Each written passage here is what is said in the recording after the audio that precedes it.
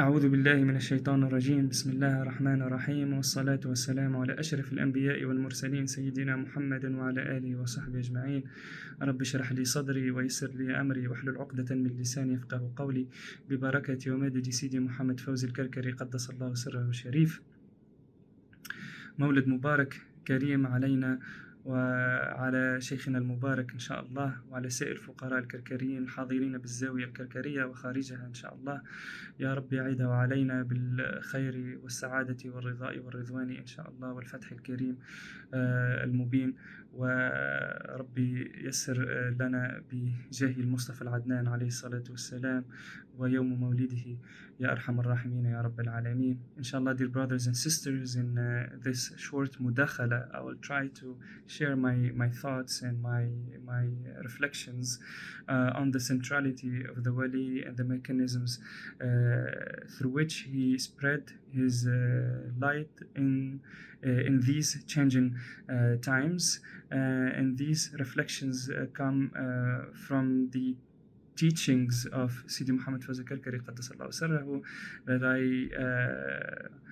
learned from him in my companionship with the Sheikh through these few years that I spent in the Tariqa al-Karkariya. And I'm going to try to take more of a metaphysical approach to this subject. So Junayd radiallahu anhu says in a famous saying, the realized Gnostic, Arif, is one whose vessel is the same color as his water. End of quote. The Wali, as the epitome of realization in Ma'rifah, remains indeed unmoved and unaffected by the movements and changes of time and space.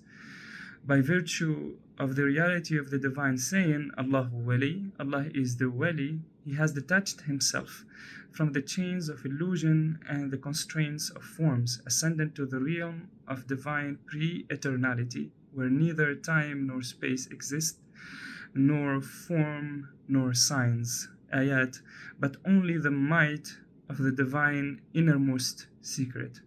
Hence the Wali is not limited to any specific cosmic manifestation. His truth, his reality, emanates from the ocean of stillness, sukun, shedding its rays on every receptacle in the realm of movement.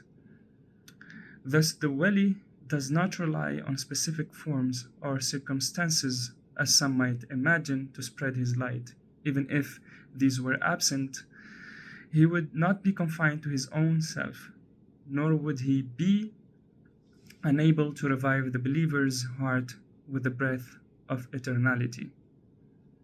The Wali, in truth, molds the contingents, the mumkinat, as he wills, bringing down from the realm of transcendence through the ropes of divine power the will of the Almighty, in whom he has lost his identity and realized his reality. Therefore, the Wali is the one who defines, not who is defined by anything.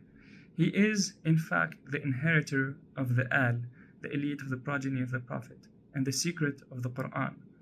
By virtue of the Hadith, I have left among you the two weighty things, the elite of my progeny and the Book of Allah. Thus, he embodies the secret of the defining article made of the Alif and the Lam, Al. Existence is the Wali's niche, Mishkat. It is his Ha. He draws in it wherever he wills through his manifestation of the name Al-Wali, which encompasses his two facets, one turned towards creation through his humanity, Bashariya, and one turned to absolute divinity through his secret, annihilated in the divine might. I was once sitting with Sidi Sheikh in his office, overwhelmed by his himma resolve. I asked him how he could maintain such a will to spread the light without getting exhausted or taking breaks like all of us disciples. He responded, "My son, I am the only true servant of the divine name, Allah. I was fashioned by Allah this way. I did not choose to be like this. Wherever I am called to serve His name, I respond, and wherever I see an opportunity to serve His name and spread His light, I take it." End of quote.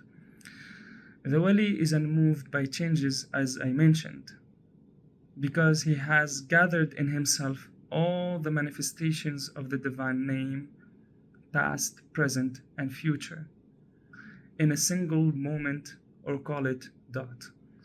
The corruption of time and things does not affect him, nor do the good deeds and prosperity of the believers increase anything in him.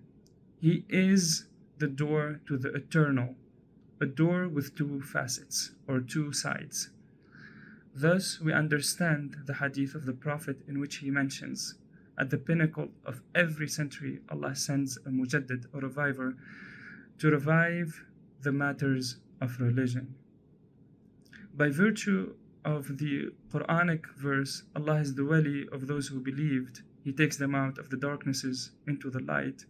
The reviver is the one who molds time and space in favor of the light of God, allowing it to overcome the forces of darknesses that adapt to the times to spread their corruption in the hearts of the believers. Wherever you put the Wali, he will bring renewal through whatever means are at his disposal, and according to his divine permission and spiritual resolve. Whether in the East or the West, in the past or the present, with advanced technology or without, he continues to mold the illusory manifestations to bring forth the divine decree to the believers. He can revive every field of inquiry and every aspect of human occupation if he wills. Through his light and secret, he can turn everything into a science through which the name Allah is studied and spread. This is the meaning behind the words of Sidi Sheikh, I believe. The Sheikh is fashioned by Allah to fashion the cosmos in ways that ensure the name always, the supreme name, always stands supreme, accessible to the beloved ones of Allah, the mu'mineen. From this, we understand why our Sheikh does not shy away from using the latest social media to spread the word, and is not intimidated by invitations from great universities. Instead, he goes there and impresses the elite with his sciences, even though he hasn't finished high school. In a word, the Sheikh is fashioned by Allah, and he fashions time and space as he wills, for he is their master. Hence his qualifications as Sahib al-Zaman and Sultan al-Wujud, in English, the master of time and the ruler of existence. اللهم صل على سيدنا محمد وعلى آل سيدنا محمد كما صليت على سيدنا إبراهيم وعلى آل سيدنا إبراهيم وبارك على سيدنا محمد وعلى آل سيدنا محمد كما باركت على سيدنا إبراهيم وعلى آل سيدنا إبراهيم في العالمين إنك حميد مجيد. سبحان ربك رب العزة عما يصفون وسلام على المرسلين والحمد لله رب العالمين. الله الله